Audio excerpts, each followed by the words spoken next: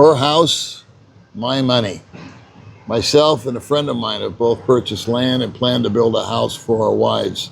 Have we made a good decision, or was it the biggest mistake we've ever made? That's what we're going to discuss in the upcoming video. So Mikey, you, like myself, have bought property. Oh yeah.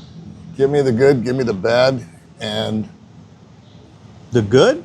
Yeah. I have property. Okay. The bad? Uh-huh. I don't have property. Okay.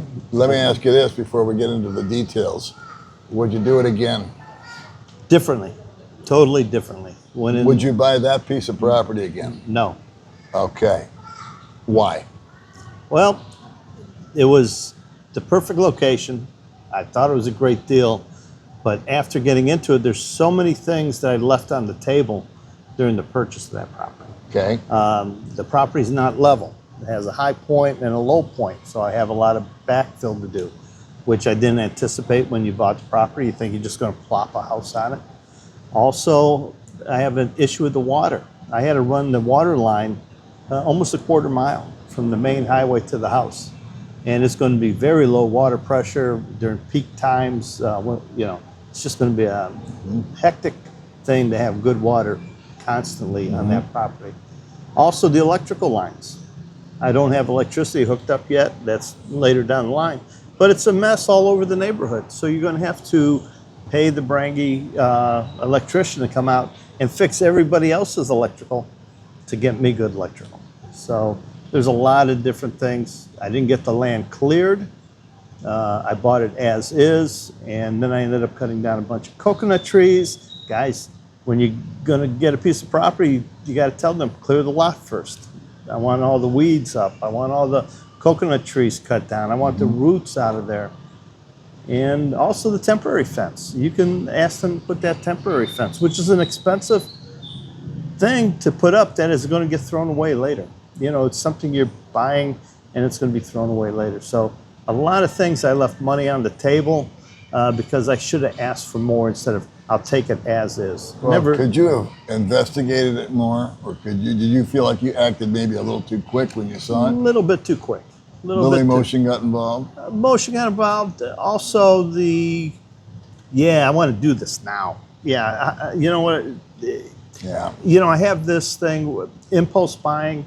When I go to buy something, I want instant gratification. I bought this, I want it delivered, I want to use it.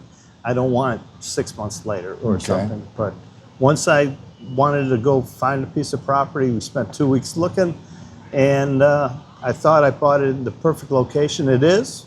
It's a good piece of property. There's nothing wrong with it, but I could have done better. Okay, fair enough. But you're in now. I'm in now. Okay. So is it untenable, these dilemmas you're facing? Or are they doable? Are they going to bust the budget? Or Everything's doable in the Philippines with money. Money gets you out of so many problems, so many issues that you might have. The water line, it was a money issue to get that hooked up, but we're only talking $60 total. But it was a lot of running around doing hassle something. Hassle factor was in there. I was lucky it's Valencia, which is easier to get the water permit than some other communities. The other things, the temporary fence, no big deal. It's just something that costs. But you need to have your property known to the neighbors that this is yours. And by putting the temporary fence, they know it's yours. When Janet went to clear it and clean up the property without the fence, all the neighbor ladies came around, all this chismis. They come, what are you doing here? Is this yours? Is this yours? Should you be doing this? Don't burn those weeds over there. You know, don't cut this tree down. And by putting a temporary fence around it, it showed the neighbors and the chismis of the women in the neighborhood that this was Janet's property and she could do whatever she wanted inside of it. Okay. And how are you doing with your title? The title is, I'm going to call it a 2-year odyssey. Okay. Things pop up all the time. I knew it was not a complete mother's title, but let me say it's like a mother-in-law title. It's almost like a mother's title. Tell the folks what a mother title is. Mother's title is when the parents pass and they leave a large section of land that they own to the children. And it's divided equally among the children. And if they want to sell off a little section, they need to get clear title for that section. And also the whole property that the family owns. The government wants them to get clear title to everything. So you have, in our case, there were 3 sisters, so they had to divide it into 3. So there's 3 separate titles. And out of one of those titles, we bought half of the lot. So that's a 4th title. So we're dealing with getting 4 titles to get us 1 clear title. And it's not we're getting ripped off. It's not that anybody's at fault. It's just a process. So it's just a matter of time. Time. And do I have time? You know, it's probably the only thing right now that's causing stress in my life is the title, and will everybody follow through on what they're supposed to do? And when you need a signature, and one of the owners or one of the sisters is up in Manila, and the other one's in Davao, right. It's hard to get all these signatures because, right.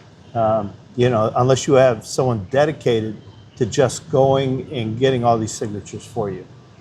All right, so this is what I want to talk about, and it's a valid argument that I hear all the time in the comments and in person, for what it's worth, because I've done the same thing. I bought a piece of land, trying to develop it.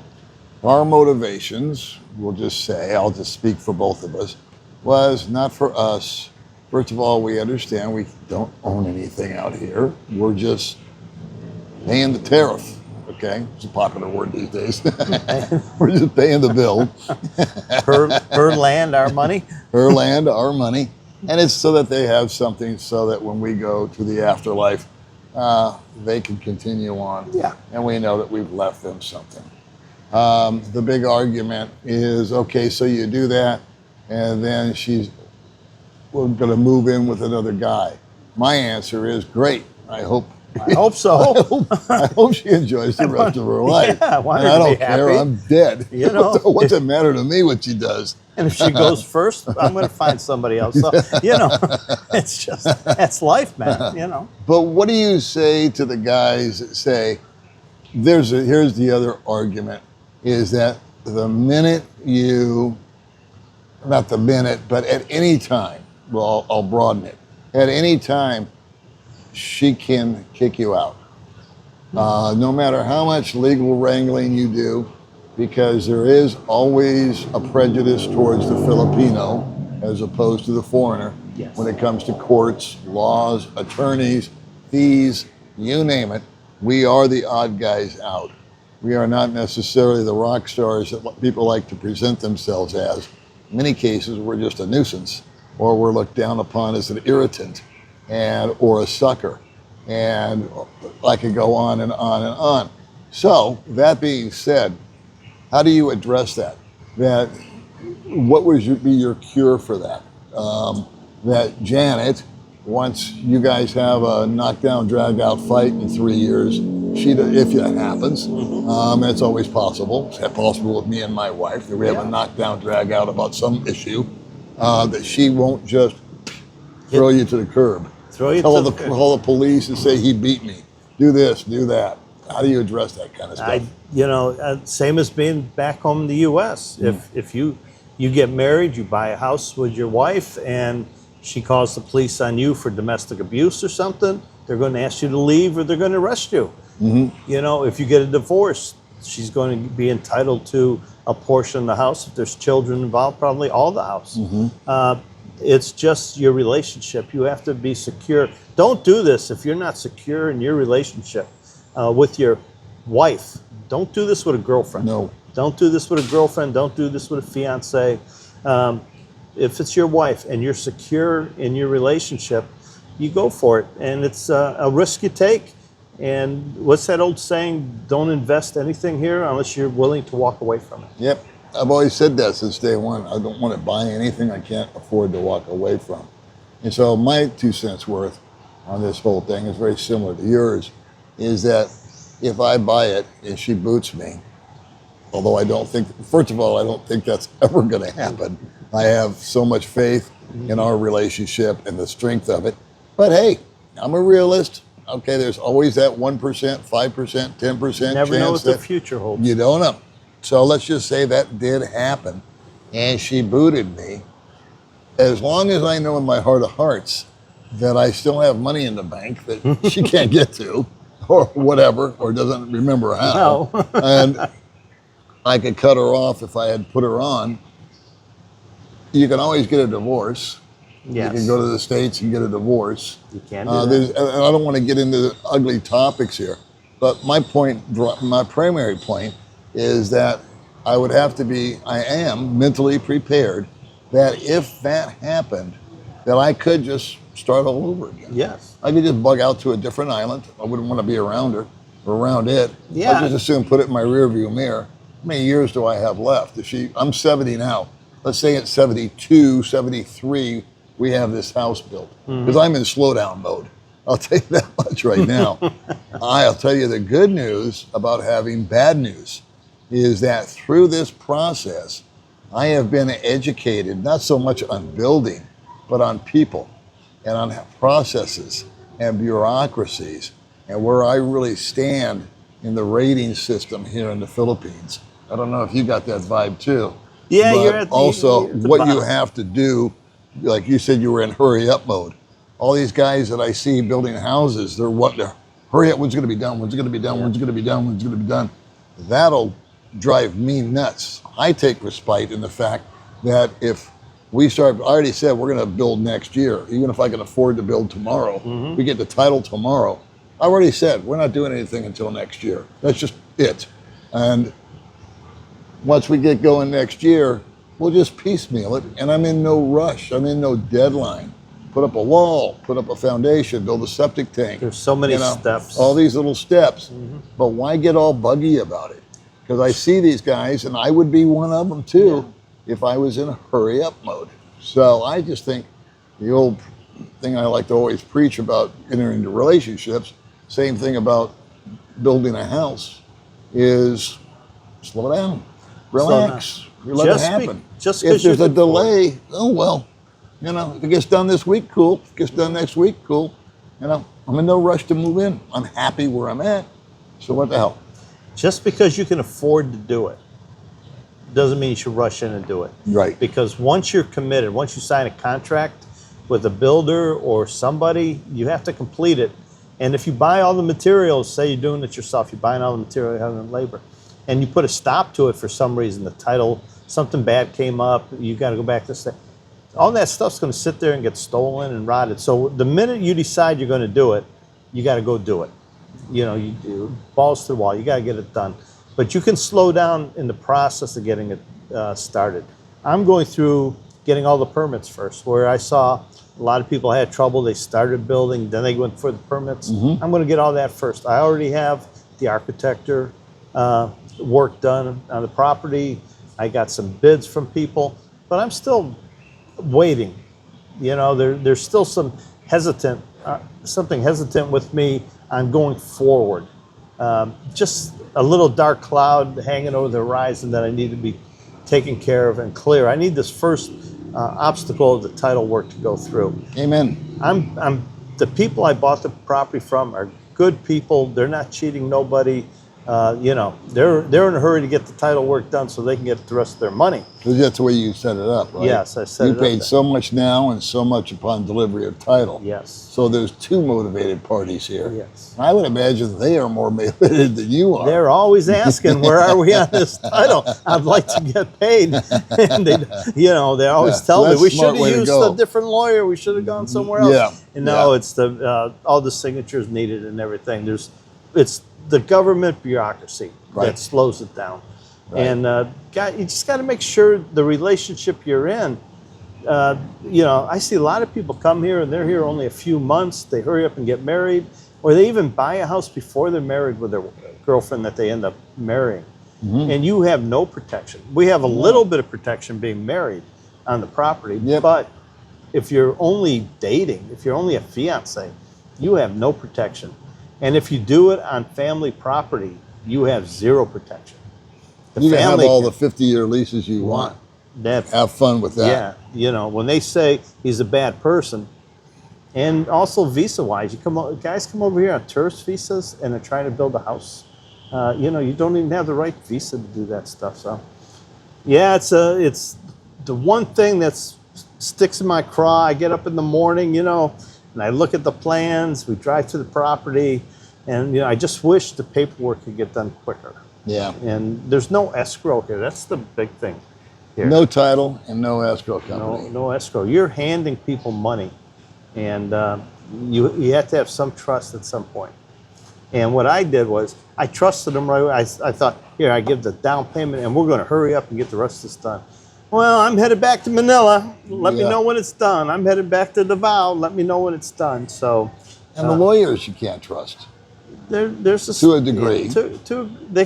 One, their hands are tied. Two, of all the clients they have, how important are you? You're just one out of a bunch. Right. You know, so you just get in line for the process. Now you can pay a friend of yours, JR, right? Yep. You could pay somebody to just walk your process through, but it still takes time. Yep. Everything it's that time, and it's not patience. There's something new. There should be a new word for this, Philippine patience. It's far more than just patience. You have to. They got Filipino time. We need Filipino patience. Yeah. No, JR's been a godsend because he's got a checklist. He actually is organized. He has staff. He just sent me an email that they got this agrarian thing handled. Maybe had to go in and sign yet another document. And then he says now at the end of this month, at first of next month, they're going to be moving forward with the final step. And that within a couple of months or so, we should have the title. So how long has it been from when you bought this from Jules, right? Bought it from Jules over a year ago. When he was in, you were helping him out at the time. Yeah, it was a 50-50 thing. I bought twice as much property as I wanted, but I wanted to help Jules. Jules helped me because he sold it to me at cost. So it was, you know, it was an even Steven deal. And he needed the money, and he was cash poor, and I was land poor. So we just kind of swapped places. And so I got some land, which I still say to this day that since we haven't built on it, we could still sell it. Just sell it. I could double my money at a profit, even with the construction snafu thing. I could make that money up, and whoever bought it would be getting a good deal because it's all relative to what everything else is selling for. How much is 2 years of no aggravation title-wise worth? Ooh, and having a fence up, and having a kubo, and having a water shut up, and having power, having actually a year's worth of aggravation no longer in front of you, that'll have value to the guy that has been down the rodeo a few times and then he fell on his face and says, wow, this property has got it all. This is done, that's done. You talked about leveling and grading, all done. Removing the trees. That's already done on my property or May's property. Yeah. We could, hypothetically, just flip it, make a few bucks, not a ton, but I don't think she'll ever do that. I don't know. You better have another piece lined up that's better, because I know she likes to garden on the property. I know. But the thing, and with that property, I just want to throw in there, a lot of guys don't want to buy an existing house because they want to build their own house. They don't trust what that house has been built out of, what shortcuts. So here they have everything else done except the actual building of the house. And they just have to go in there and build their dream house on a nice piece of property in Darwin. Right. That's the one appeal, I think, guys, of building your own home. You know what floats your boat. And what I like is probably different than what he would like or you would like. I have a thing about bigger sized rooms. I like a walk-in closet. I'm used to those kind of standards. I like a big kitchen, but I don't necessarily like a big house. I just want one without hallways. I want the old kitchen, what do they call it, a great room? Yeah, you have the dining, and then you have the family room. It's one big great room, and then some bedrooms off to the side. I don't need a swimming pool. Why do you want a kitchen for? You don't do nothing. What do you want? I would like something with some actual outlets on it, where I could actually plug in more than one appliance at one time. You don't have to unplug the rice cooker and move it and move the coffee pot. And move the yeah, it's a 10-minute operation just to freaking make a cup of coffee at my house. So, anyway, that's kind of our little update. It's not negative. It's not positive. It's just a reality check. You know, I it's think that's what buyer's we'll name the remorse video. sometimes. Reality check. Buying land, reality check. How's that for a title? That's okay. I like it. Okay. So that's it. I don't know. I'm going to wait for my title until it's in my hand. And then that, like he's saying, you know, you do have this in the back of your mind. What if I go and I build all this stuff and the title never shows up? Or someone dies and I need a signature? Or somebody does something squirrely? You can't believe how many people I know who don't have title and they've already finished the build and they're living for years. Yeah. They might never get the title. No. See, that would make me wacko. Yeah. And so they'll probably never be disturbed. No. Because nobody knows the difference anyway. Everybody knows they bought it. Right. They know they own that property. There's just not a government title. And appearance is everything over here. Yeah. But me, I like to cross the T's, dot the I's, and make sure it's all copacetic and that it's legally mine, or May's, I should say. And that it can be transferred at any time. It's just like a pink slip to a car. I'd rather have that in my possession. I'm going to jump the gun a little bit. I'm ahead. not going to wait for the title. I think August, early September, I'm going to start digging. I know. You know, I know you are. It's a couple year wait. I'm 71 next month. Mm-hmm. Do I want to wait till I'm 72 and then take a year to build, 73? Right. You know, time is of the essence. Not looking forward, but being a realist. Right. You know. I'm really not all that interested in even moving into it. I just want to leave something. Yeah. So it's not, the house doesn't trip my trigger. Yeah. It's just a box. It's just a thing. That's all it is at the end of the day, is a box that we sleep in, we eat in, we watch TV, and that's that. Well, you got a box right now. It ain't great, but then we go into a nicer looking box. But it will be, like I said, something for my wife. So that when I go to the happy hunting ground, she's got something rent-free. Hopefully it'll be something that she'll be able to utilize. She could rent it out and go back to living with her family. I don't know. I mean, who knows what I don't, they'll do. I don't know. And to be honest with you, I don't care because I'm going to be dead anyway. You're going to be dead. Remember, guys, with these houses, like I said, you be prepared to walk away, even though those are far and few between. I don't know that many people who have been burned on a house where they're married to the woman.